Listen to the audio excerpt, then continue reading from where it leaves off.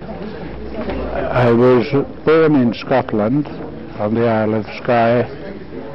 I was educated largely in Birmingham until I went to Edinburgh University, where I got a Ph.D. in theology in 1933. I became a minister. I was actually the national overseer for Jehovah's Witnesses. Many people would debate whether that is Christian or not. But I left that ministry in 1969, purely and simply because I felt that I could no longer continue to preach things that I didn't believe. I would love to tell you that I started straight away on a search for truth, but that would be a lie. I did everything that was bad. I went completely the wrong way. I gambled, I drank, I womanized. Until in 1995, on October the 28th, praise be to Allah, I embraced Islam. I'd been considering Islam for some years beforehand, and had already made one or two adjustments in my life, my eating habits. I was eating halal for 10 years before I embraced Islam.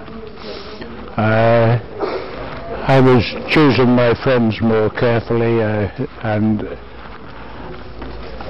it was not until 18 months before I embraced Islam that I gave up drinking and at the same time gave up gambling. My mother, who died only 6 weeks ago, was the oldest Muslim in Europe.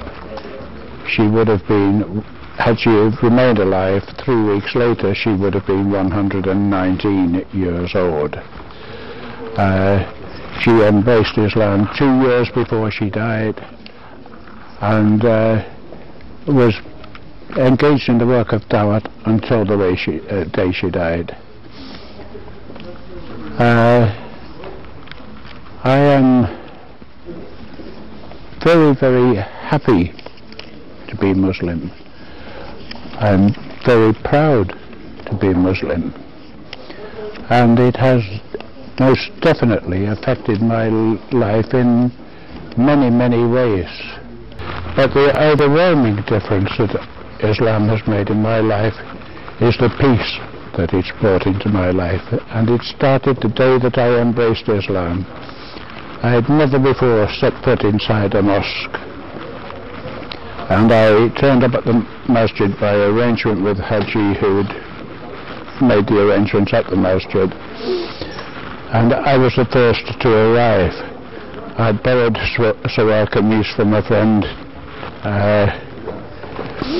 and felt like a daffodil standing outside the mosque waiting for someone to come and open up. The next person to arrive was Haji himself, who took me into the mosque, showed me how to make wuzu, and then told me that he had to go into the office. I didn't realize until that point that he was a member of the mosque committee. He